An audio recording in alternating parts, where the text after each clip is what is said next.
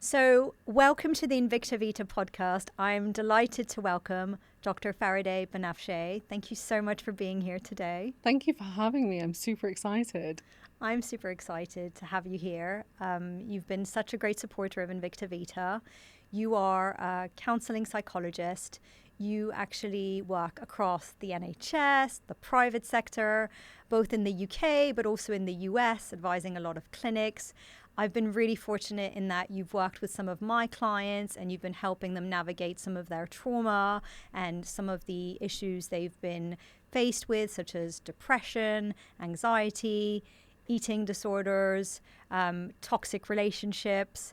And so I'm delighted to have you here on the podcast. And I know that this will resonate with the movement we've created, which is the Take Up Space movement. And you can't really take up space if you are shrinking yourself. So I think this is really relevant to our audience and to our listeners. So thank you so much for being here. No, thank you for having me. I hope today's conversation is going to be really useful to the listeners. And I think at least if it plants a seed for people to just think about certain things or think about certain things that they're going through, then hopefully we can start to evoke more change in the younger generations as well. Absolutely. I couldn't agree more with you. So I want to kick off with one question, and that's really, what's one sign of a toxic relationship that a lot of people just miss? Do you know, Georgina, when I get asked this question quite a lot, and I think one of the misconceptions people think about is that, God, good heavens, we're looking for some kind of explosive sign where people are having huge volatile arguments and they're feeling trapped between what are really big, obvious signals. And a lot of the times, toxicity isn't that obvious. It's thousands of small psychological kind of chips that happen at the ego, at the self-esteem, at who you are, at your personality, and at your core. So sometimes it's more about internal reflection rather than looking at how the other person always treats you. So if let's say you've been in a 6-month, 1-year relationship, it's about looking at, who have I become in order to maintain this relationship? What changes have occurred in my internal world or in who I am or how I deal with things that really and truly at my core I don't really think is me? Or what are the biggest parts of myself that I've sacrificed in order to keep he, she, them happy? And I think when you start to reflect like that and you start to look at these real massive changes within yourself that might be as small as they feel emotionally big, but actually behaviorally can be very, very small, right? But when you start to reflect on the person that you are and what type of a person they've kind of evoked out of you in order to maintain their happiness, the relationship, the peace in the relationship, that's more of a true sign of what level of toxicity you might be around, rather than, do I come home and he's shouting and screaming at me every day?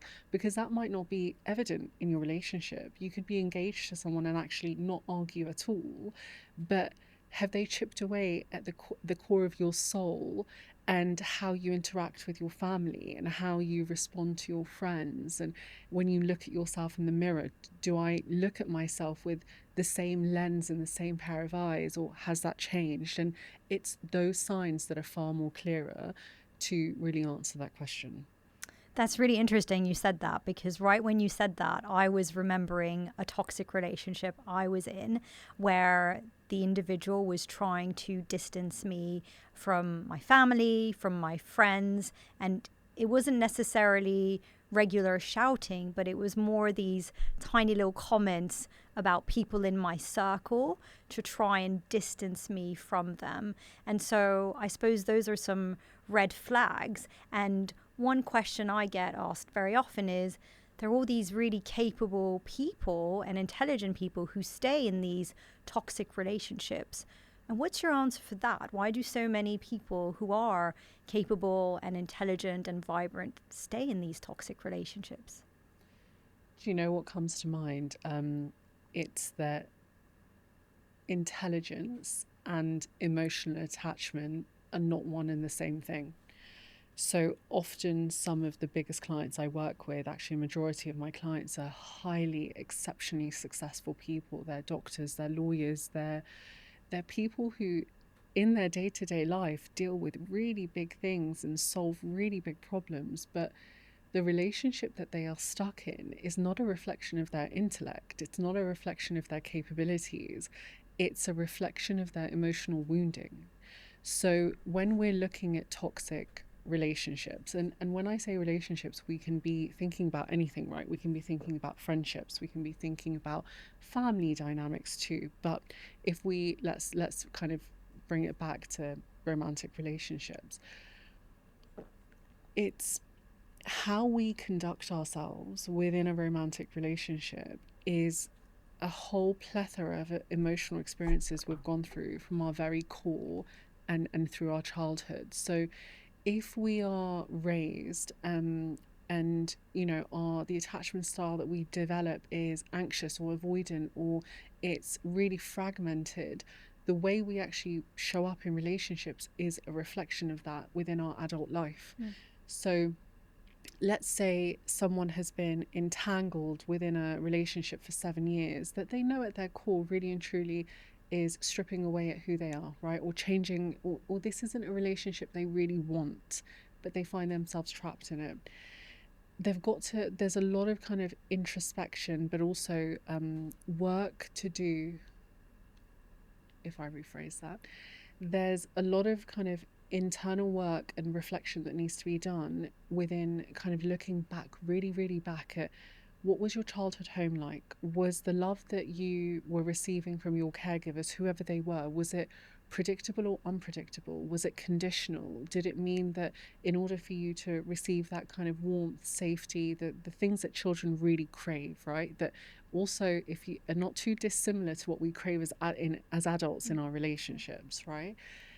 If I got taught that that was something I had to earn, I could be, for the rest of my life, repeating the same compulsive kind of patterns. And in psychology, it's repetition compulsion is a term that psychologists can sometimes use. But it's, am I repeating these patterns over and over again? Because what happens within our psyche is that we repeat the pattern enough times, hoping for a different outcome.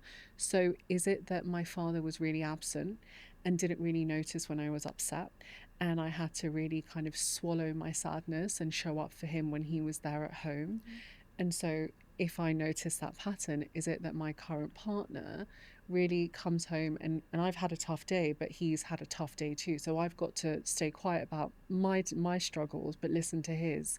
And it's the way we behave and our behavioral patterns is a reflection of a lot of learnt behavior.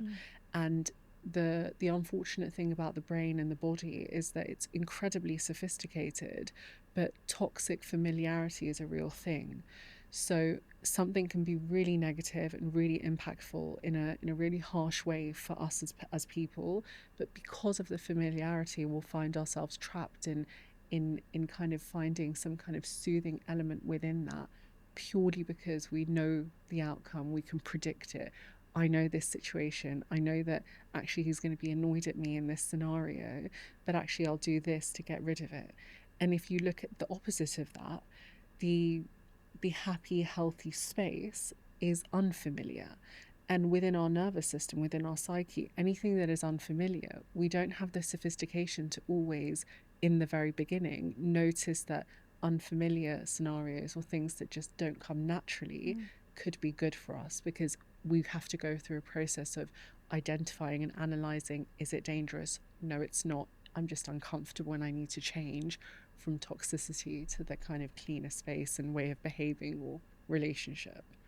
Yeah, that makes complete sense. And I think when I look back at certain people that I know who have been in relationships that have been quite toxic with what I would deem to be narcissistic individuals, often those individuals came from really dysfunctional families. And I think the environment really plays a part.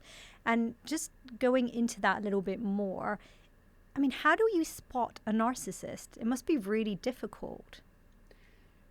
You know the word narcissism, I love it, Georgina, because it's such a buzzword at the moment. And I think that true narcissism is not as common as people think, okay, right? It's actually, what we're talking about is a lot of toxic behavioral traits. What we're talking about is toxicity. And sometimes I often say this to other people, which is, instead of being so externally focused, I encourage people to be more internally focused. So spotting a narcissist is not the actual question I want anyone to ask themselves. Like, how do I notice if he's bad, if he's X, Y, and Z?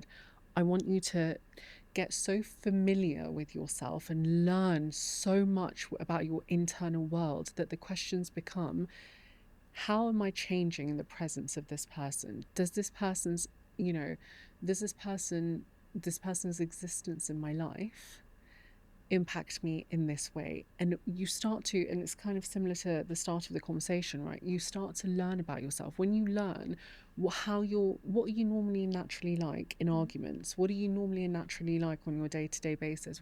How do you manage conflict? If someone annoys you or really kind of just frustrates you, what do you do?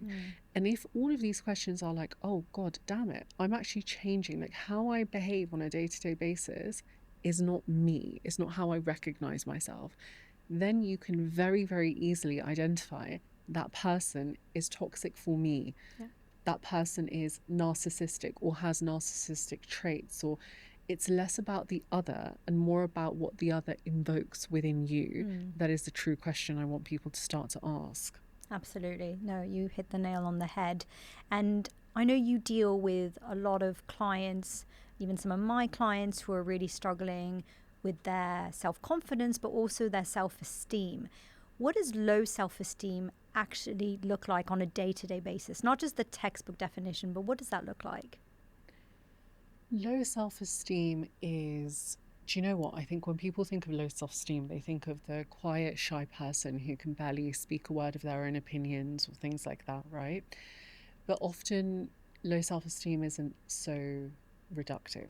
It's someone who's incredibly capable and outwardly presenting as incredibly capable can have incredibly diminished self-worth and self-esteem. And again, this is ironic because a lot of the compass, I really do believe, of our psyche is based internally. So it's looking at, how do you speak to yourself when no one's listening? How, do you go over these conversations that you had 6 hours ago over and over again, analysing and critically kind of berating yourself because you might have said something? How do you respond to yourself when someone misinterprets your intentions? How do you go above and beyond and overextend past all of your boundaries just because the other person needs an extra half an hour of your time, but you're absolutely depleted and exhausted?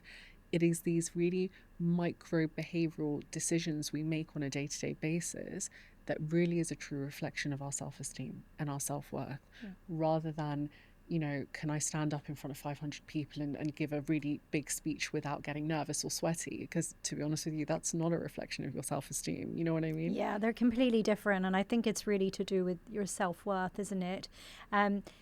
I know a few people who have very low self-esteem, and people have said to me, oh, well, that person just doesn't love himself or she doesn't love herself.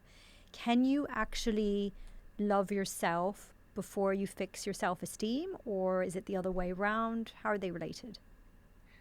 I love that question because I think when we phrase it like that, I think people have this expectation that we wake up and the person who has high self-esteem loves themselves from the minute they wake up, right? But actually they don't. The reality is that you don't wait for the self-esteem to be flourishing from within in order to love yourself, or kind of, you actually do the opposite. So it's less about the emotion of loving yourself and more about the behavioral concept of how you instill that within your life. So when someone's trying to love themselves, I'm like, you don't wait to love yourself to set the boundary. You set the boundary, and because your behaviors have to adapt and change to that boundary setting, your emotional cognitive mind then starts to follow suit and understand that something is changing. Doing that enough times is going to signal to your mind and body enough times, it's the repetition of it, and the repetition is the most important part, that There is something within me that I'm trying to value here, that is worth valuing. And it's that kind of little cycle from within your soul, that you start to feel. And then it starts to tap into this idea of, okay, hold on a second. And it starts to develop a sense of self, a sense of confidence, a sense of self-esteem, right? Yeah. But it's, you don't rest because you love yourself, and I can rest. You rest even when it's not appropriate, or even when it feels like, I should have been doing this work assignment, I should have turned up to this meeting.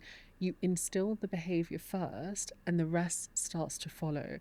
As opposed to looking at loving yourself like an emotion, you've got to look at it like a skill you've got to develop. And that skill is either taught to you during childhood, or you've got to teach it to yourself. And sometimes it's not as simple as, well, did my parents teach me this?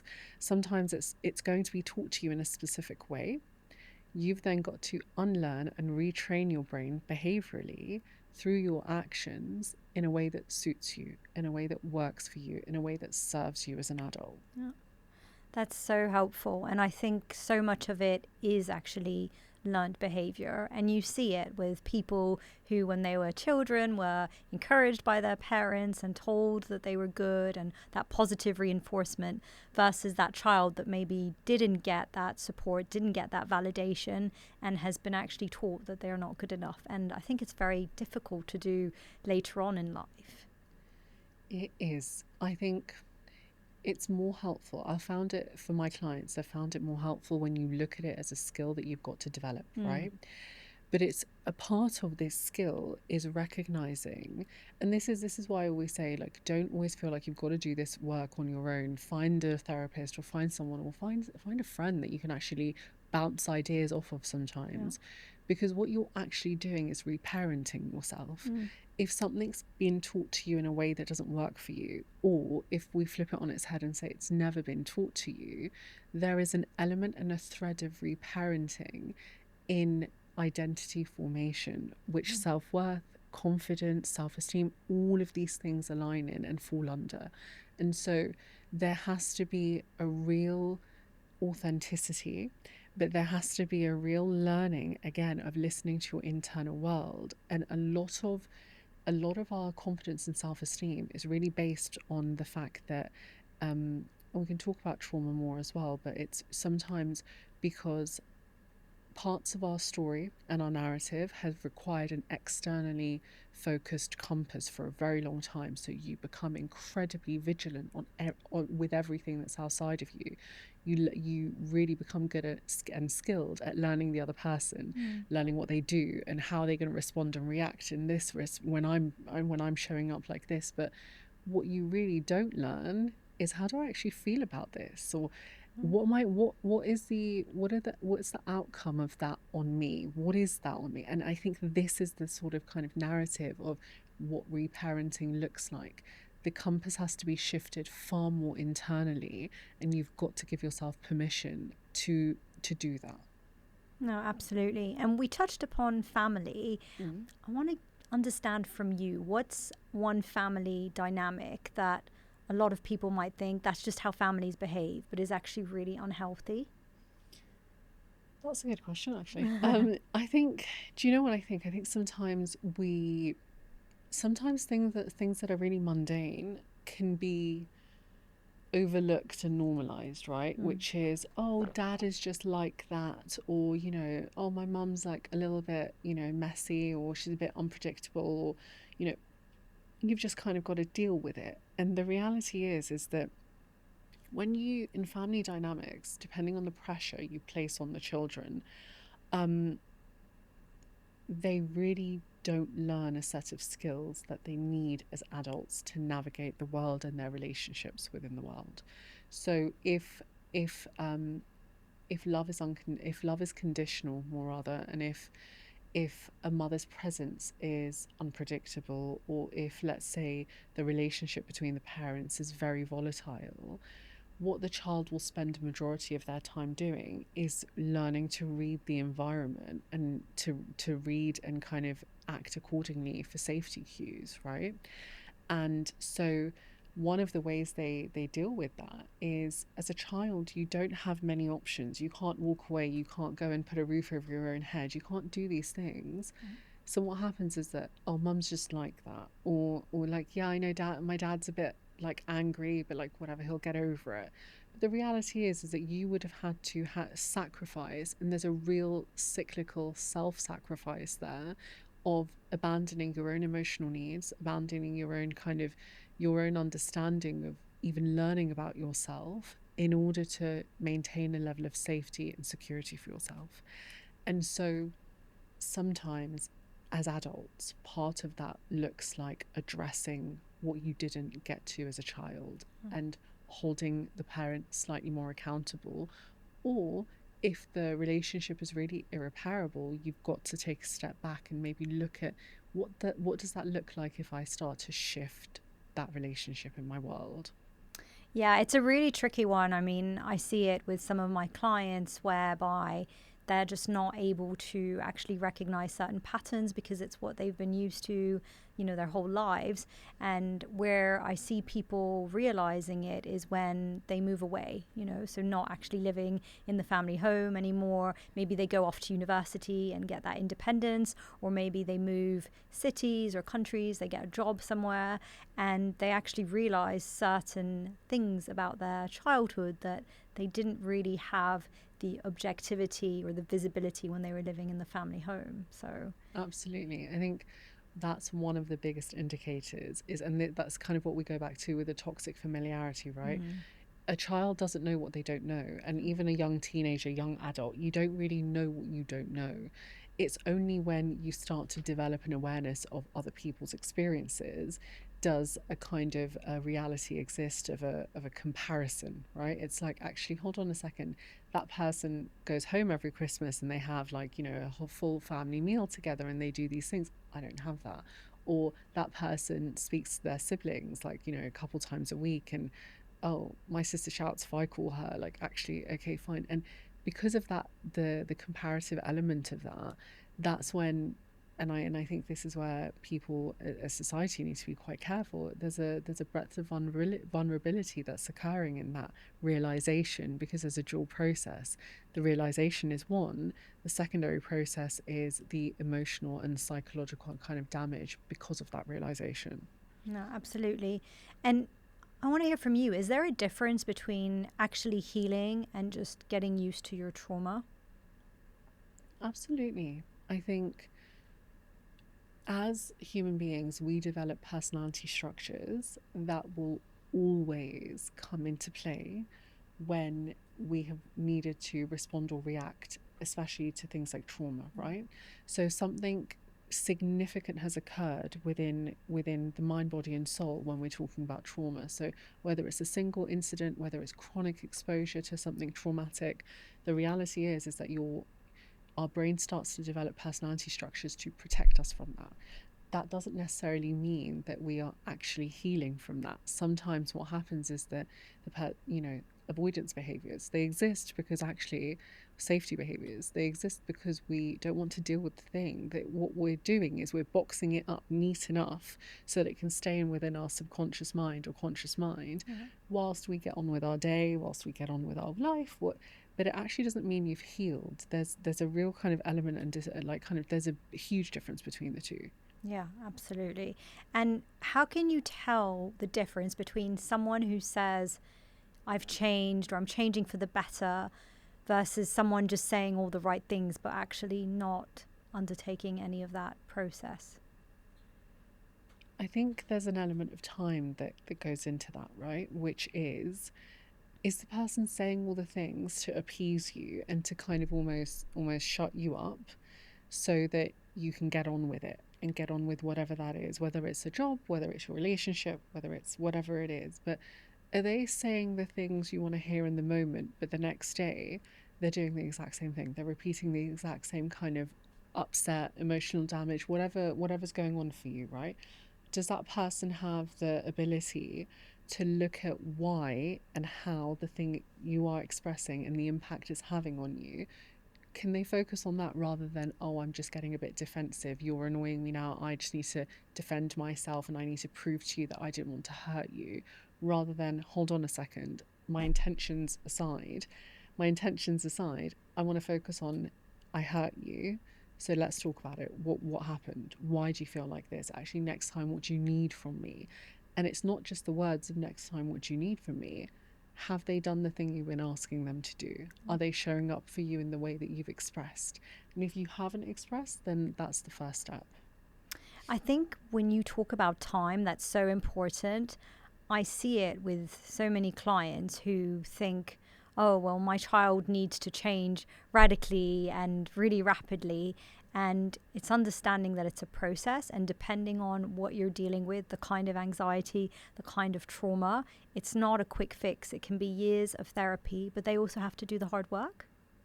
Absolutely.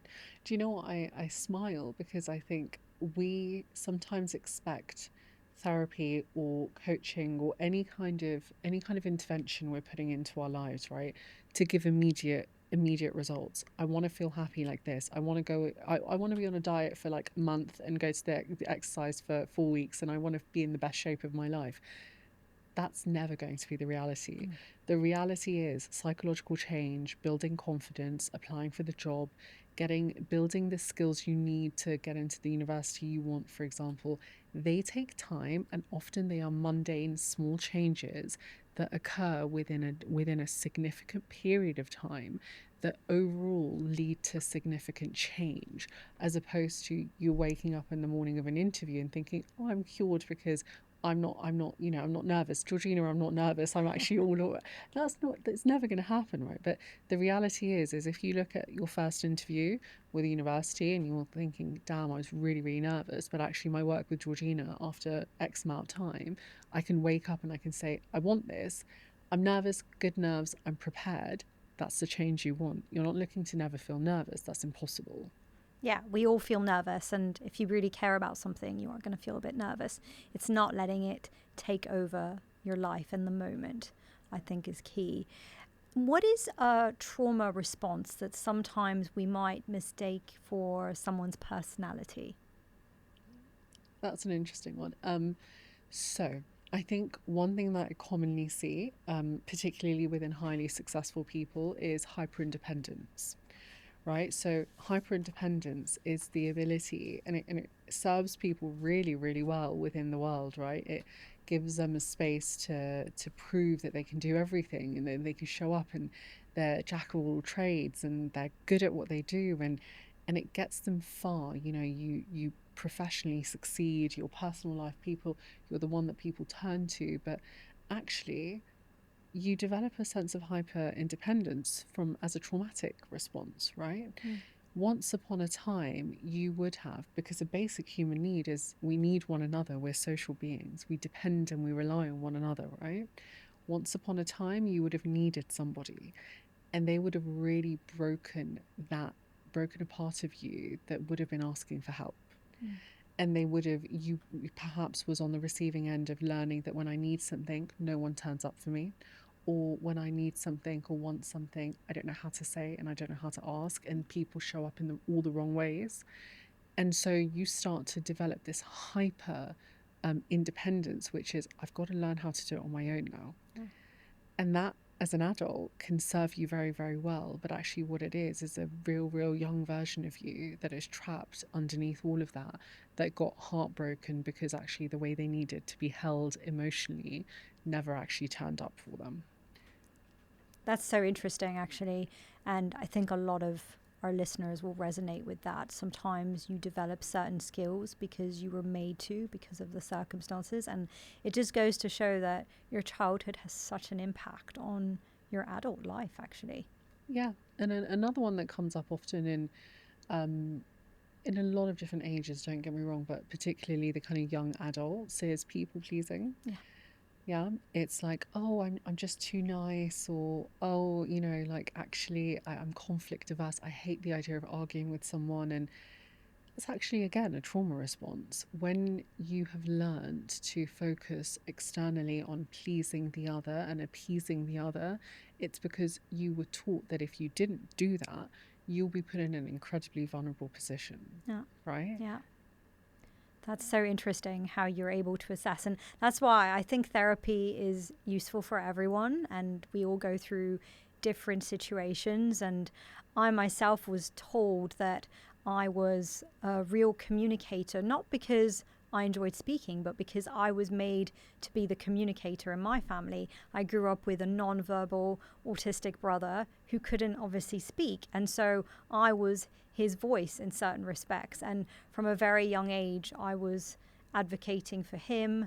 I also was always made to negotiate with my father, my mum, and my older brother. Whenever they'd want him to agree to something, they would send me from the age of 3. So it developed this hyper communicative person, but I had never actually realized that until I sought therapy after my father's death, and we explored that, and that was just really interesting to me. Georgina, it's learning the impacts of the thing, right? It's because in a lot of ways you're talking about a really beautiful skill. The idea of being a communicator is wonderful in its own respect, right? But it's the positions you found yourself utilizing that skill where self-abandonment becomes a part of that equation, that it becomes problematic.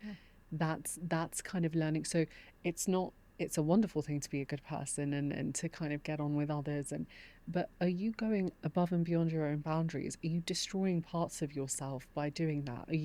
What is the aftermath of you behaving in that way? And that's when you start to recognize this is a trauma response, rather than I just hate arguing. It's not ever as simple as that. Oh, I'm a great communicator, you know? No, and it can be exhausting sometimes. And so, you talk about boundaries. And one thing I see with a lot of people, including my clients, is that difficulty in setting boundaries, whether it be with their family members or whether it be with friends or colleagues.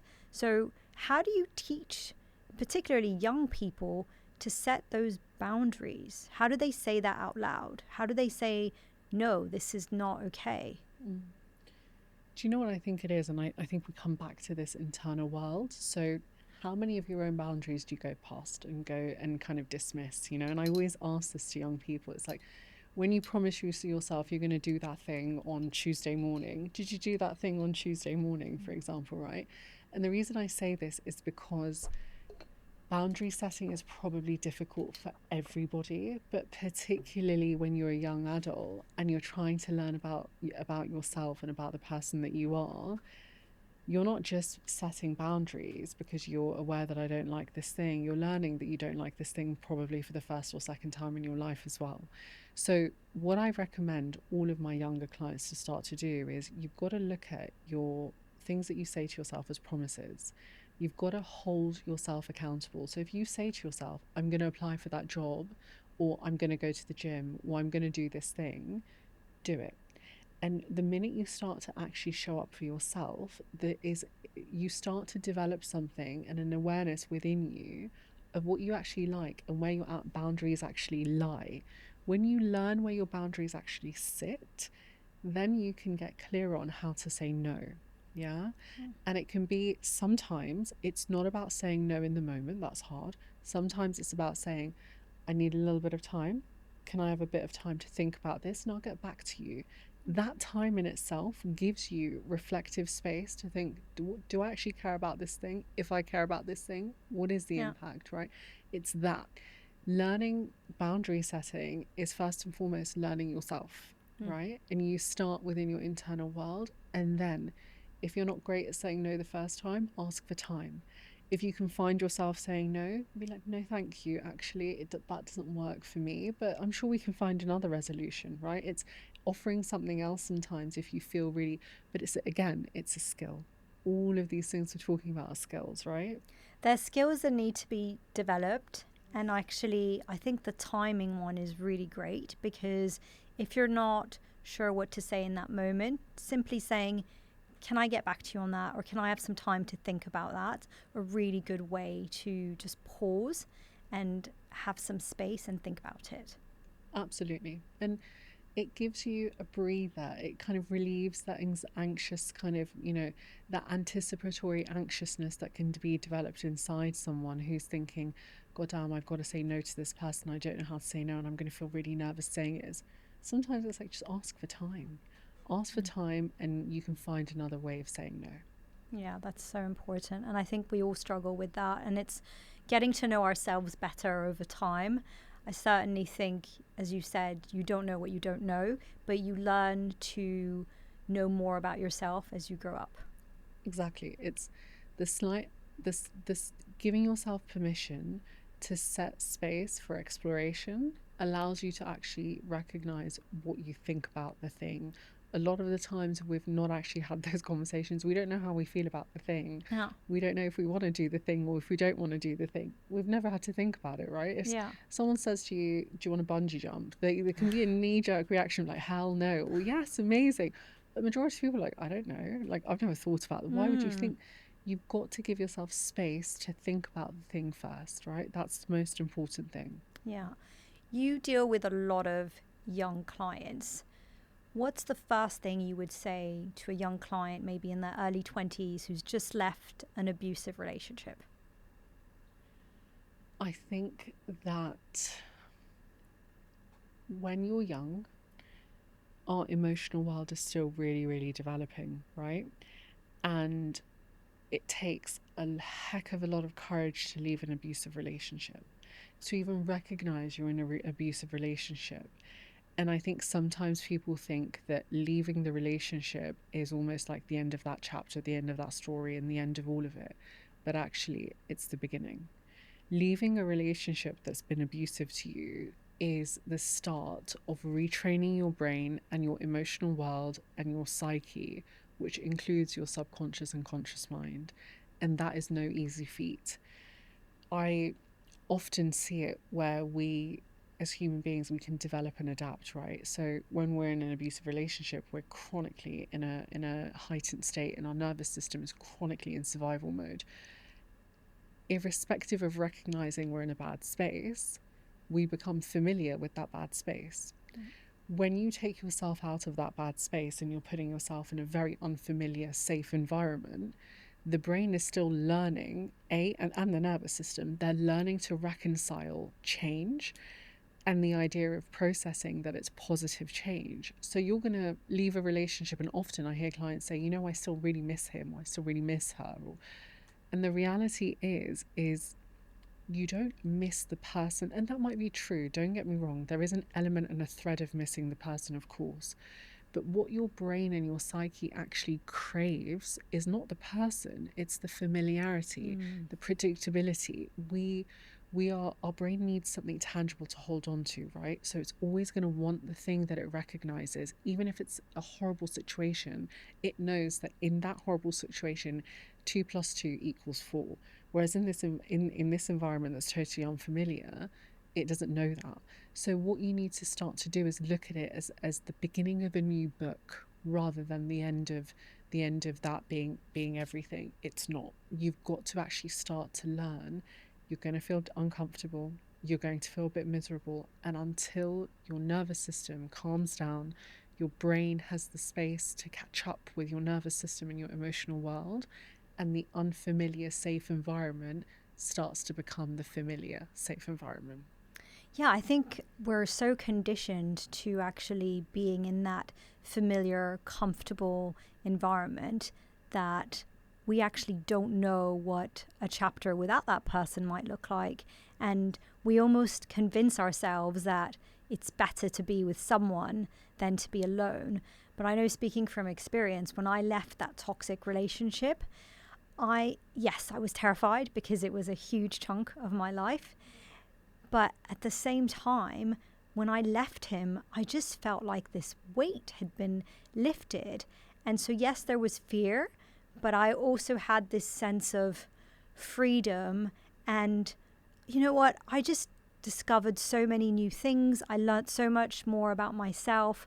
I've reconnected with my friends.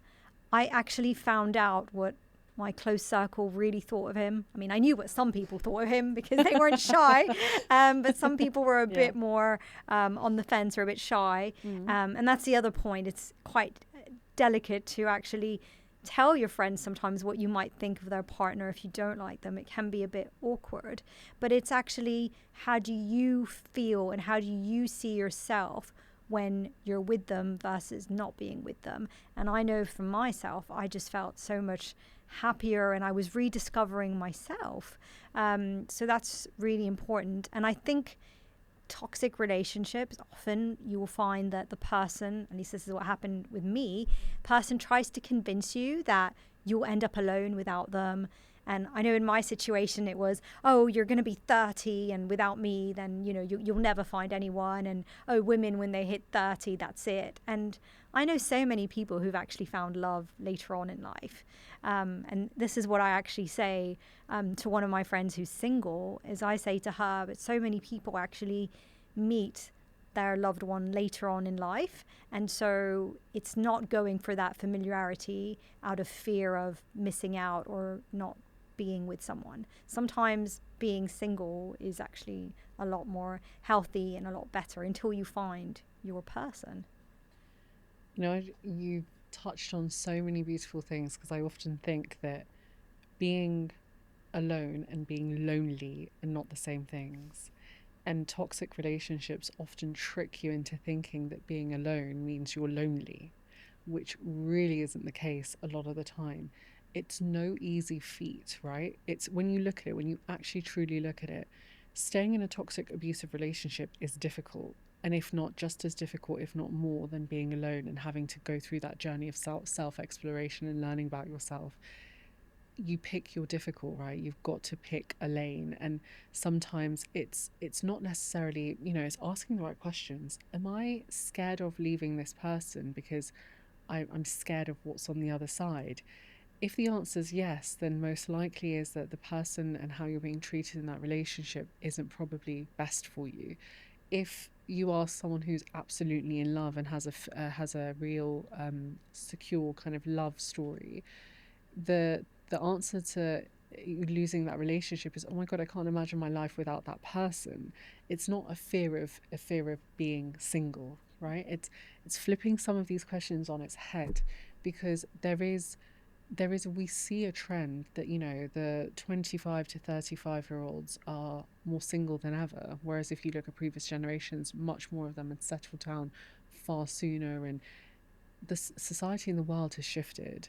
But what you need to do with that is you've got to get so familiar with who you are and what works for you that no one else's judgment is going to move or shake that. And that's what real kind of self-confidence looks like. It's that understanding being in a bad relationship is not a reflection of your weakness or you being trapped in a scenario. It's not a reflection of your capabilities. It's understanding I'm here because a version of me was really vulnerable and attached itself to this story, to this narrative, through to something that I told myself once upon a time. But my reality is very different to this desire and this hope that I hold. You've got to retrain your brain and think, damn, if I'm so hopeful on the wrong person, I've got to be a bit more selective with how I implement and give away my hope. You've got to retract some of that, right? Do you know what? You said one thing that's really stuck with me, and that is that there is a difference between being alone and being lonely. You can be alone and enjoy your own company and, be really happy. Being lonely is a far deeper feeling, and being single does not mean you are lonely. And actually, I do think some people can be in a relationship and be incredibly lonely. Ask any decent couples counsellor or psychologist how true that is, Georgina. There are hundreds and thousands of people in relationships for many, many years at that, by the way, who feel lonelier than they've ever felt in their life. That the measure of who you are as a person, or your life story, or just what you really believe in cannot be placed upon being in a relationship, because actually how you fall in love or who you meet really is somewhat out of your control. Of course you can be out there, you can do all the things, but a lot of it's really not in your control. You want to know that when you have decided to date, to be emotionally intimate with someone, whatever that experience looks like in your romantic world, you've got to put yourself in such a footing that if it doesn't work out, you recognize that you know yourself enough and that it's in your favor and that you can piece together those pieces enough that you can keep going forward. And that's what it is really about. No, absolutely. And if someone's listening this evening and thinks they might be in an abusive or toxic relationship, but they're not sure, what questions should they ask themselves? I guess the questions, again, I wouldn't, I'd always advise against asking, does he love me or does she love me, or do they care about me, or why have they changed, or why didn't they care when I said I was upset? It's more about the person that you are, okay? And I always say this, I always encourage everyone to really develop a strong internal compass, which is, how much have I changed since dating this person, and how much of it is not for the benefit of myself, and how much of that is negative change? Yeah. Do I see my friends and family far less because he doesn't allow me to, like you were saying, this sense of isolation, this sense of separation? Am I scared? Have I shrunk myself in order to appease him, or in order to keep this relationship? Have I muted myself? Do I say nothing now? Or am I as happy as I was before? What my personality? Am I as lively? Am I as this, as whatever that is? You ask yourself the true question. The presence of this relationship, how much has it changed negatively the type of person that I am? That's such a good question. I think everyone should ask themselves that question. I just want to go slightly off piece for one final question. Yeah. I think therapy is so useful, and I think everyone should have someone to speak to. But it's a bit taboo sometimes. Sometimes when you talk about therapists, especially more, I'd say, in the UK than in the US, because in the US, everyone seems to have gone through therapy. Yeah. I mean, the therapists have therapists, and everyone has a different therapist for different elements. But when I talk to people in the UK and in Europe to an extent, especially men, I feel like there's a bit of a taboo, and it's almost like something has to be wrong with you to seek therapy. Is that changing? How do we get people to see therapy as actually helping you do very important self-reflection and work and improving yourself? It's changing slowly, unfortunately, but it is changing. There is a lot of positive movement in globally. We see it, right, with accessibility, there's a lot of kind of, obviously, previously therapy was an incredibly kind of, it was a luxury. It wasn't accessible to everybody. We've got an NHS system that's incredibly overburdened, right? But we're seeing a lot of charities come forward, a lot of kind of companies coming forward offering low-cost therapy. And I think that in itself is an amazing change. We are seeing a lot of conversations happen about the idea of talking about something. You see a lot of famous people, footballers, all these different people kind of expressing this idea of talk about something, right? Don't bottle it up. Don't think that you've got to champion your way through it. What I would say to people is that instead of looking at therapy like you've got to wait for something to be horribly wrong to go and fix it, go to therapy thinking, I want to learn more about myself. If you've found a decent therapist, and to be honest with you, the advice I give everybody is you want to find someone that you are comfortable with. It doesn't have to make sense cognitively and intellectually. If your intuition feels safe with that person, if you feel like I click or that person gets me, that is worth its weight in gold. And when you're sitting with someone who you feel safe with, look at it as self-exploration, because they will inevitably, based on their skill sets, they will hopefully paint you a picture of yourself and give it back to you in such a way that you can process and digest and look at it and think, right, within this painting, this is what I'm going to infer, and this is what I'm going to add to it, and this is what I'm going to do with it. Because it's a blank canvas, you go in like a blank canvas and you hopefully paint a picture together collaboratively of a way of understanding yourself and why you do the things you do. Yeah, that's so important. The chemistry needs to be absolutely right. And I just think, working, in partnership with you and referring clients to you, I think I've seen the benefits of it on my clients. And so I just recommend your services to everyone because I think you're fantastic. That's incredibly kind, Georgina. Honestly, no, I think That's incredibly kind. And it's really lovely to hear that I've made that kind of impact on people. But I think, yeah. Do you know, whenever I think about therapy, I think, and especially, look, people don't turn to psychologists in their happiest hour. Let's not. But I often repeat the same metaphor to people, which is that at a time where you feel the most broken, think of it as having this, someone gave you this perfect vase, right? And at one point, this vase has slipped out of your hand and it's broken into a million pieces around you, and you're sitting in it and you're bleeding and you're suffering. And part of therapy and emotional, and which should be an emotional corrective experience, is helping you piece together this vase, but in a way this time around that actually helps you and serves you and works for you and rebuilds you. And that's what therapy should be. And hopefully that's what people take from this. Even if it's not therapy you turn to, there are so many things out there that you can turn to and read and watch, and do it. Do it, absolutely. And do it with Farideh if you can, because she's fantastic. Thank you so much for being a guest. Thank you for having me, honestly. On the podcast. You've been absolutely delightful. I'm going to rewatch that myself and take snippets from it, because it was absolutely brilliant. Thank you so much. You were listening to the Invicta Vita podcast. Thank you so much, Georgina. Honestly, it's been a pleasure.